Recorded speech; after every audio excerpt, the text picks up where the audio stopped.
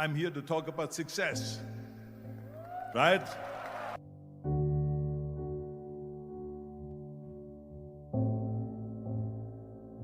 The first rule of success is to have a vision. You see, if you don't have a vision of where you go, and if you don't have a goal where you go, you drift around and you never end up anywhere. It's like you can have the best ship in the world, you can have the best airplane in the world. If the pilot or the captain doesn't know where to go, it will just drift around. It will not end up anywhere, or most likely in the wrong place. So I was very fortunate that I stumbled onto my vision.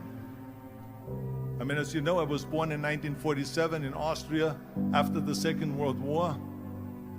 And I didn't really like Austria when I grew up. I couldn't wait to get out of there. I couldn't see myself becoming a farmer or a worker in a factory or anything like that, even though my parents wanted me to stay there and have a normal life.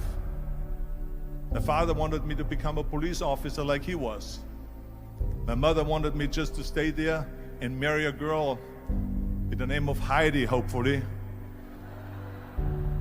and have a bunch of kids and run around like the Van Trapp family in The Sound of Music. But that was their vision, not mine. My vision was totally different. I felt that I was born for something special, for something unique, for something big. Do you know how great it felt that I knew where I was going? Imagine the majority of people don't know where they're going. It's when you have a goal, when you have a vision, everything becomes easy. Because remember that in America, for instance, when you study, you will see the percentage of people that like their jobs. 74% hate their job in America. Now, there is not much different when you come to Europe. The majority of people don't like what they're doing because they're really not doing it because they didn't have a goal and they followed this goal. They just aimlessly drift around, and then all of a sudden there's a job opening, so they get that job because you have to work. But then when you work, it's a chore. It's work. It's not fun. So if you think about, only a quarter of the people really enjoy what they're doing in life. That is unbelievable if you think about it. So I felt so blessed that I knew what I was doing. It's like a medical student that studies and knows he wants to become a doctor. You know where to go. So I knew where to go. So people always ask me, when they saw me in the gym in the pumping iron days, they say, why is it that you're working out so hard? 5 hours a day, 6 hours a day, and you have always a smile on your face. The others are working out just as hard as you do, and they look sour in the face. Why is that? And I told people all the time, I said, because to me, I'm shooting for a goal. In front of me is the Mr. Universe title. So every rep that I do gets me closer to accomplishing that goal, to make this goal, this vision turn into reality. Every single set that I do, every repetition, every weight that I lift will get me a step closer to turn this goal into reality. So I couldn't wait to do another 500-pound squat.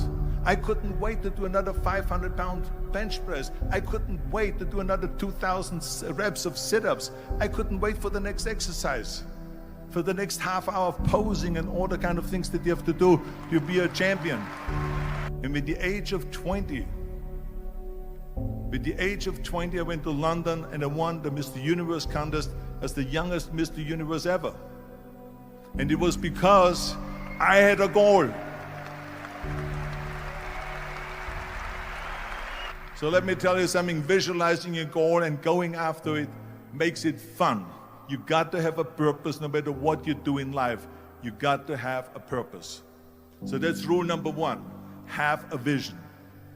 Rule number two is, don't listen to the naysayers.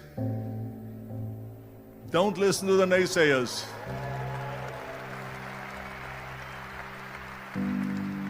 Everything I ever did, the thing that I heard out of people's mouth was, that's impossible. That can't be done. Or no. So whenever someone said to me, It can't be done. I heard it can be done. When they said no, I heard yes. And when they said it's impossible, I heard it is possible. I'm a strong believer of what Nelson Mandela said, that everything is always impossible until someone does it. Well, I'm going to be the one, I said to myself, I'm going to do it and I'm going to show it to them. Maybe it has never been done before. That's perfectly fine with me. But I'm going to do it. And I did not listen to the naysayers. The next thing, the third point that I'm going to make to you is, before we sit down with Jürgen and talk about the rest of the three, is work your ass off. There is no magic pill. There is no magic out there. You cannot get around. You have to work and work and work. And it drives me crazy when people say that they don't have enough time to go to the gym for 45 minutes a day and work out. Or to do something for 45 minutes to an hour a day to improve. If it is physically improve or if it is mentally to improve. Imagine you read 1 hour a day about history. How much you will learn after 365 hours in 1 year. Think about if you study about the history of musicians, of composers, how much you would know. Imagine if you would work on a business, on some business that you want to develop every day for an hour. Imagine how further along you will go and get. So it drives me nuts because we have, when people say we don't have the time, we have 24 hours a day. We sleep 6 hours a day, so that gives you still 18 hours. And there's someone shaking their head out here in front. They say probably, I don't sleep 6 hours, I sleep 8 hours, right? Or just sleep faster.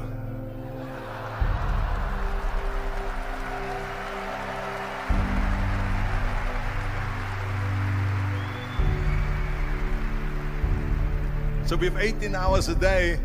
The average person works around 8 to 10 hours. So let's assume it's 10 hours, so we have 8 hours left. Then you travel around an hour a day, maybe 2 hours a day. So now you have still 6 hours left. So what do you do with these 6 hours? What do you do with these 6 hours? Then we eat a little bit, then we schmooze a little bit, talk a little bit to people and all that stuff. But you can see how much time there is available if you organize your day. So you got to work hard. I mean, let me tell you something. When I went to America, I went to college. I went and worked out 5 hours a day. And I was working on construction. Because in those days in bodybuilding, there was no money. I didn't have the money for food supplements or anything. So I had to go to work. So I worked on construction. I went to college. I worked out in the gym, and at night from 8 o'clock at night to 12 midnight, I went to acting class 4 times a week. So I did all of that. There was not one single minute that I wasted. I became very friendly with Muhammad Ali in the 70s. And Muhammad Ali worked his butt off. And I saw it firsthand. And I remember that there was a sports writer that was there in the gym when he was working out and he was doing sit-ups. And they asked him, how many sit-ups do you do? And he said, I don't start counting until it hurts. Now think about that. He doesn't start counting his sit-ups until he feels pain. That's when he starts counting. That is working hard. And so you can't get around the hard work. It doesn't matter who it is. As a matter of fact, I believe what Ted Turner said, work like hell and advertise.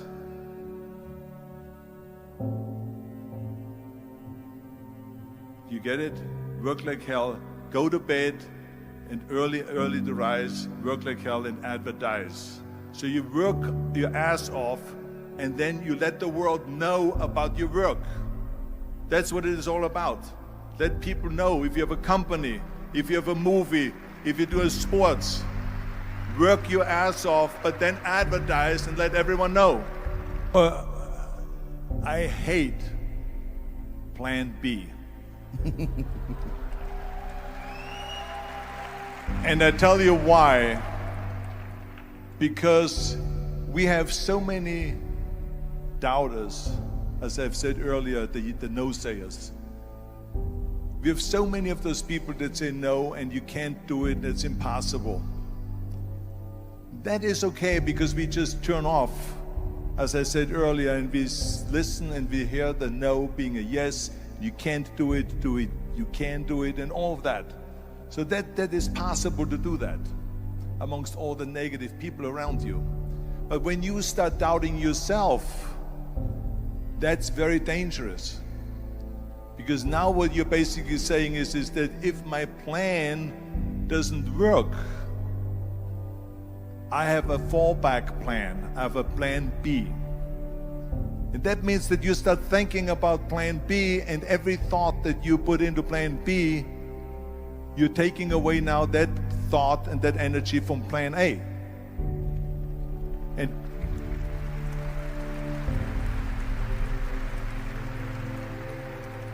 And it's very important to understand that we function better if there is no safety net, because plan B becomes a safety net. It says that if I fail, then I fall and I get picked up and I have something else there that will protect me. And that's not good, because people perform better when there's no safety net.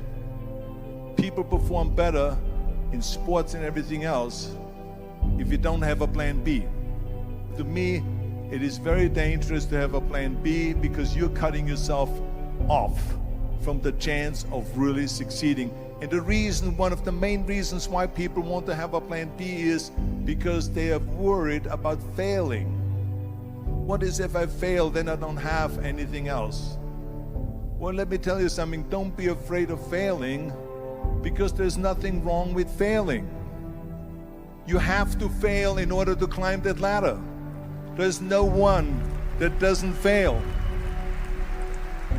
We all fail. It's okay.